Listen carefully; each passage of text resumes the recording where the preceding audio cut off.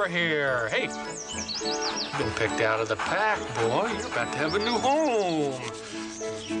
Max! Sarah? Hi. Gosh, how are you? Great. I haven't seen you in ages. You look different. So what, you on your way to work too? I am. New World Imports, first day. Wow, New World. That's impressive. You've heard of them? Absolutely. Right. So what division are you going to be working in? Customer service. Oh, really? Yeah, I asked for it. I mean, I figure it's got to be the best way to find out what people out there really want, you know? Yeah, makes sense. Yeah. Well, listen, I got to run, but let's have lunch sometime. Yeah. Catch up on old times. I like that. See ya. Bye. Meet Max and Max. You wouldn't know it at first glance, but Max and Max have very similar stories. Max was born to purebred parents of the finest stock. The kennel where he was raised had an impeccable reputation for preparing puppies to move on to an owner who would then train them to become solid, reliable hunting dogs. Max was born into a hardworking family where there was a strong emphasis on education. Max loved school, did well, and received a scholarship to a noted university, graduating with honors. So here we have Max and Max, both prepared, full of enthusiasm, and ready to make a contribution. Max couldn't wait to meet his new master. He imagined himself on a crisp autumn morning, moving slowly through the tall grass. Suddenly, he locks onto the scent of a game bird. The voice of his master rings out in praise. Good boy, Max. What a dog. Likewise, Max could just see himself, after several fulfilling months on the job, enter his workstation one day to the applause of his fellow workers. There, placed on the keyboard of his computer, is a plaque recognizing him as Customer Service Rep of the Year. Such were the dreams of Max and Max, dreams of service and meaningful contribution. Enter into our story Mr. Harold. Mr. Harold is the manager of the customer service department at New World Imports. He's also the new owner of a hunting dog.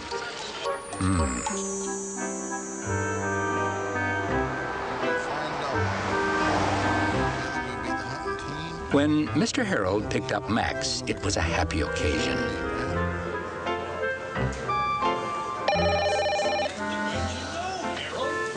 If you've got all these really great ideas, then put them to work in your own department. Okay?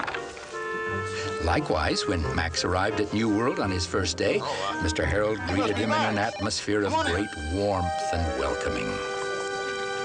Mr. Harold talked to Max about his new home, about hunting, and about, well, life in general.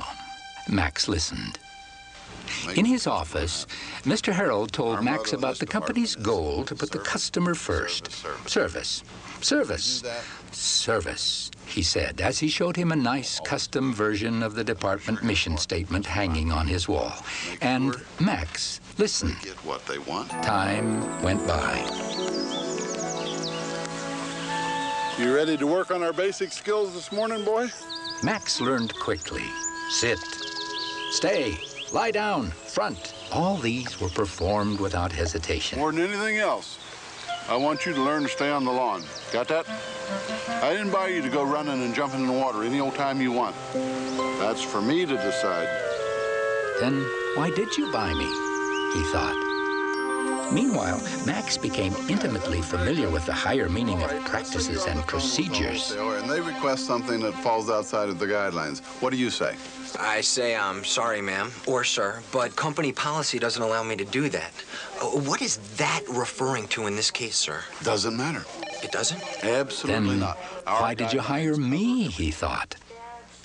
And time went by.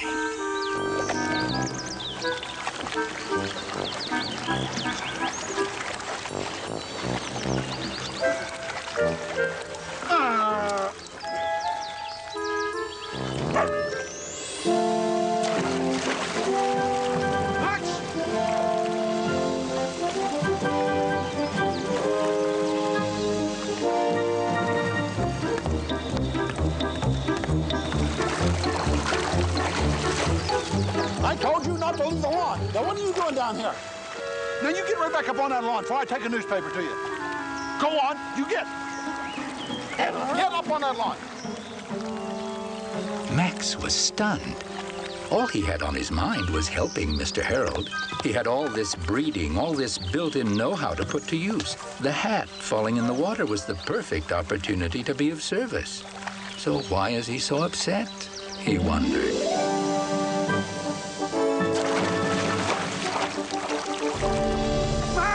Max!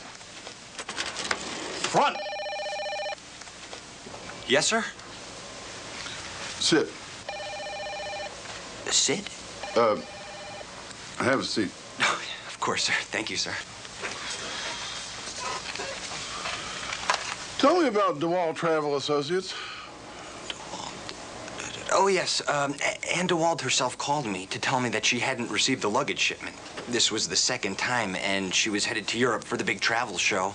Couldn't wait for regular shipping, so I overnighted it to her.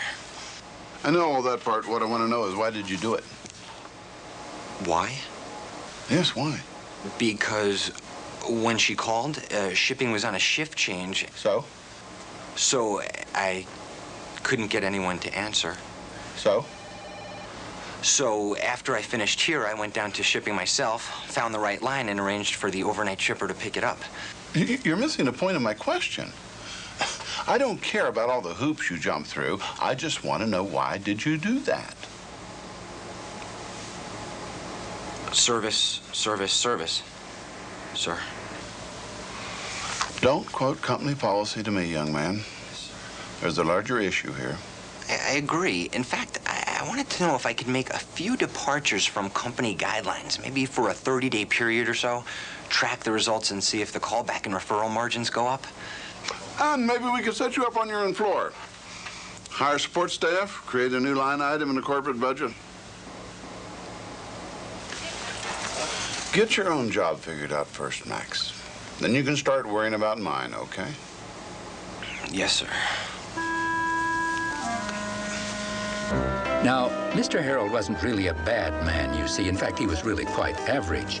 He just had a certain way of looking at his job, and he wanted those who worked for him, all those who worked for him, to look at their jobs in just the same way. Go get it, boy.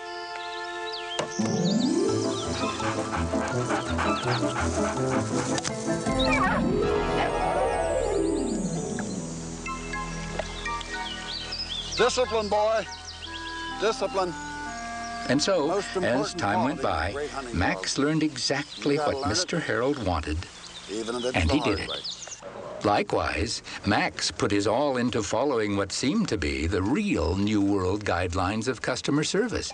And as time went by, he came to know exactly what Mr. Harold wanted, You bought and the he voltage gave it adapters to to him. allow your research team to use their laptops when they're out of the country. Is that right? But you have to understand, it is our policy not to refund or replace after 30 days. I'd be happy to refer you to our customer service supervisor. What will he tell you? I suspect he'll tell you the very same thing, sir. Very well then, sir. We thank you and we appreciate your business. Not that we'll ever get any more. What was that? I'm sure we'll see more and more. The days passed by. Things were going smoothly, just like Mr. Harold liked them to go. But then, one day... It's a big day, boy.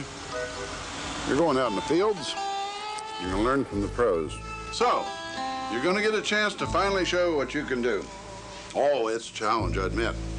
But like we always say around here, challenge is just an opportunity we didn't ask for. So I want you to go out there and remember everything you've learned. Everything I've taught you. There are old customers out there we haven't heard from in a long time. Old friends. And you're going to go out and retrieve them for me. You're finally going to get to do what you've been trained to do. So, get out the elbow grease, strap yourself in, and go get it. The oration was meant to be motivating, no question, even inspiring. The best of intentions were attached to every word. Howdy, boys. How y'all today? I'll go get my gun and I'll be right out, okay? Max, come on, get in the truck.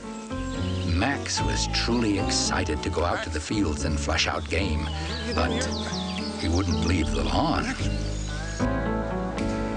And Max learned quickly that no matter how sincerely he restated company policy to lost customers, they still had the same problems. Mr. Harold's lofty goals were not being achieved. Mr. Harold was perplexed. Get in that truck. At first, he tried encouragement. Look, boy, I don't know what the problem is, but see, you need to look at this like it's an adventure.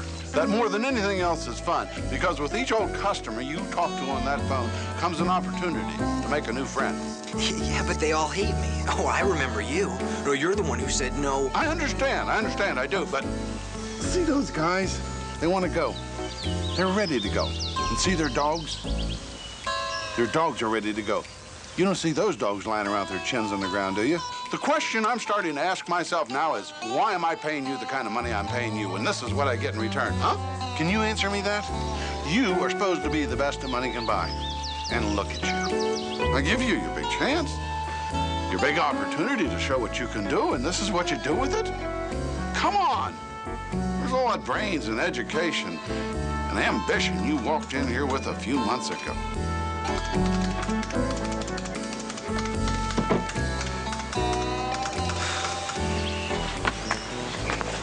So here we have Max, wondering why Mr. Harold was so angry with him when he finally learned to stay on the grass, no matter what. And Max wondering why, when he was doing his level best to implement the connection between company policy and customer service, was Mr. Harold so thoroughly disgusted with his work. Time went by. And one day, Mr. Harold's boss decided that what was lacking in his assignment to bring back old customers was teamwork. So he suggested to Mr. Harold that he throw a little party for all the customer service reps. Why don't you do it in your own backyard, he said. It'll give it that personal touch. And so he did. Max, you haven't tried my famous ribs yet.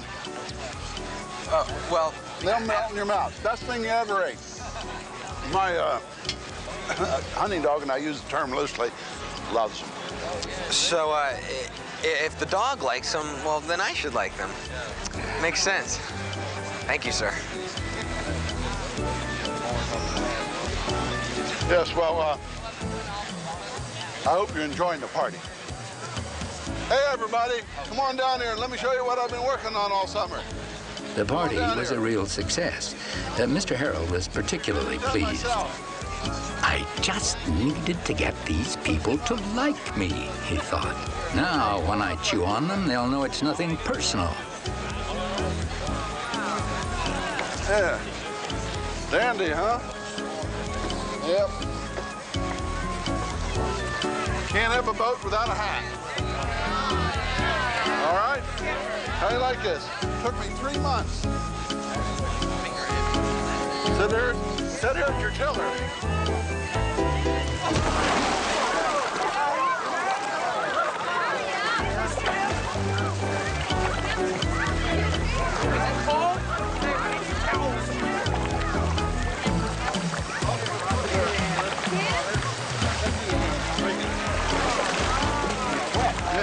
You all going to the party. You're going to the party. I'll go change. Yeah, I'm fine. You know, just go on. I'll go change. And I'll be all right.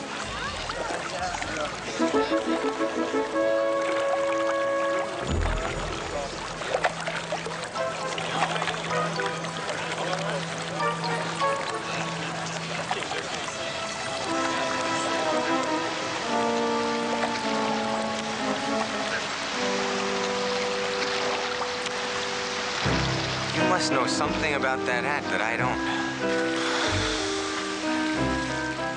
There was an interesting connection felt by Max and Max on that summer day, though neither of them really knew what it was. But nonetheless, fate was having her way on that day, proving that not all of the best ironies in life are reserved for stories in storybooks, as we might suppose. And time went by.